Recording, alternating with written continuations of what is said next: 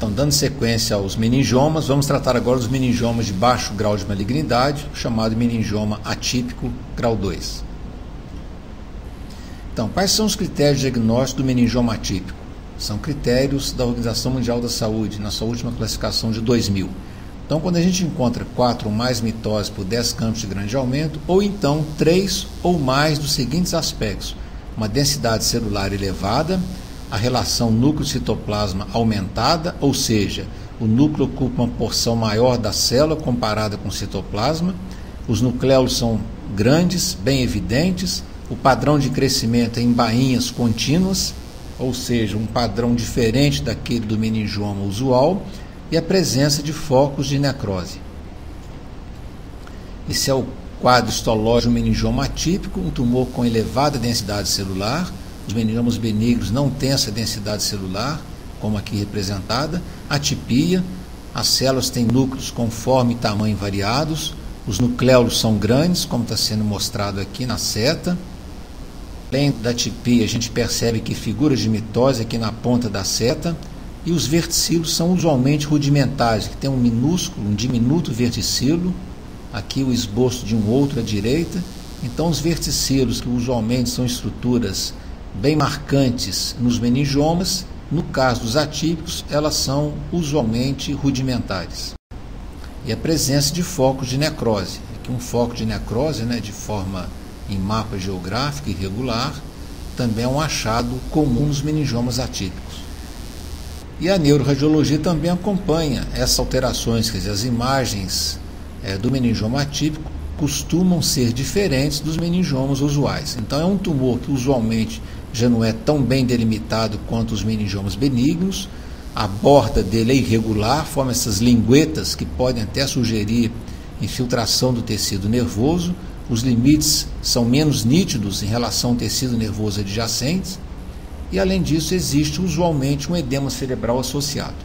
Outro exemplo de meningioma atípico, na ressonância magnética, na fase pós-contrastada, um tumor também de limites irregulares, formando bossas.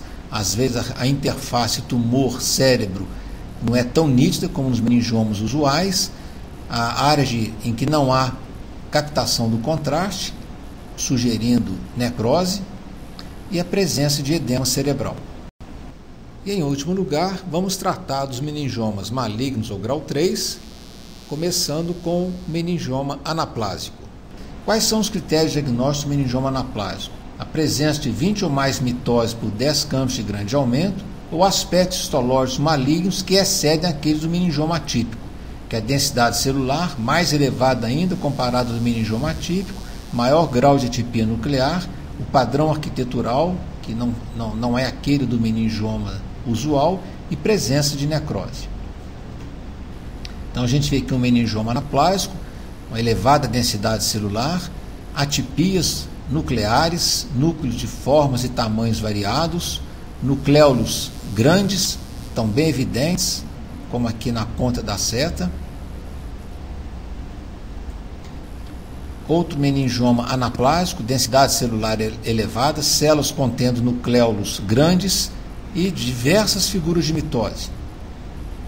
Aqui na ponta da seta estou indicando várias figuras de mitose.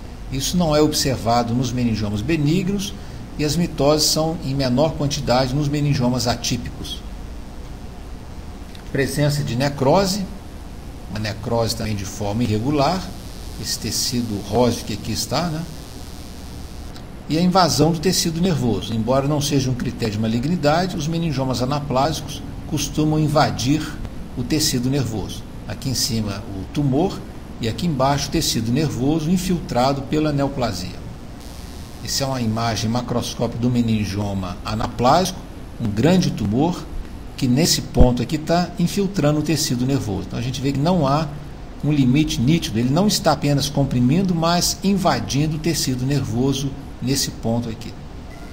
E a imagem também pode ser sugestiva, ela pode ser tanto do meningioma atípico ou do meningioma anaplásico. Então um tumor que também é irregular, o contorno dele, tem áreas que não captam contraste, o limite tumor-tecido nervoso não é tão nítido como nos meningiomas usuais, e existe usualmente um edema cerebral adjacente ao tumor.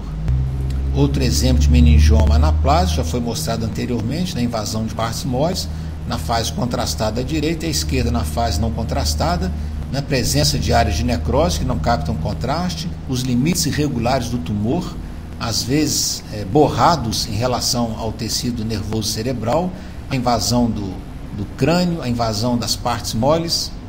Além do meningioma anaplásico, existem outros tipos de meningioma maligno, conforme já mencionado anteriormente, quais sejam o meningioma papilar e o meningioma rabidoide. Vamos então tratar agora do meningioma papilar. Como o nome está dizendo, formam papilas, quer dizer, um eixo conjuntivo vascular, quer dizer, um tecido conjuntivo contendo vasos, revestidos. Esses eixos são revestidos por células meningoteliais, formando, portanto, papilas.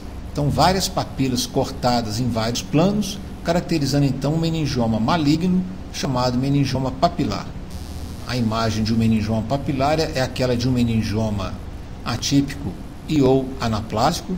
Então, um tumor que tem áreas que não captam contraste, os limites deles são irregulares, eles formam linguetas que podem sugerir infiltração do tecido nervoso, o limite tumor-cérebro não é tão definido e edema cerebral adjacente. E como último tipo de meningioma maligno é o meningioma rabidoide. Por que esse nome? No meningioma rabidoide, rábidos significa músculo estriado, né? No caso do músculo estriado esquelético, essas células meningoteliais sofrem diferenciação para células que lembram as células musculares. Então são células que têm citoplasma homogêneo, eosinófilo, empurrando o núcleo para a periferia. E se a gente faz imunistoquímica para proteínas musculares, isso dá uma reação positiva. Portanto, são células meningoteliais com diferenciação para músculo estriado. Daí o nome, então, rabidoide. E são tumores também malignos e a imagem sugere isso. Então, é aquilo que nós já falamos anteriormente. O tumor de limites indistintos em relação ao tecido nervoso, formam às vezes linguetas que podem sugerir infiltração do tecido nervoso, áreas que não captam contraste, a relação tumor-cérebro, os limites são indistintos em algumas partes e o edema cerebral associado. Esse último slide resume os achados neuroradiológicos dos meningiomas de baixo grau, por exemplo, meningioma atípico, e os meningiomas malignos, como, por exemplo, os meningiomas anaplásicos, papilar e rabidoide. E esses achados permitem, muitas vezes, sugerir malignidade, quais sejam a borda tumoral indistinta, né, em relação ao tecido nervoso, padrão de crescimento em bossas, em cogumelo, quer dizer, forma multinodular, áreas que não captam contraste, sugerindo necrose, e edema do tecido nervoso adjacente.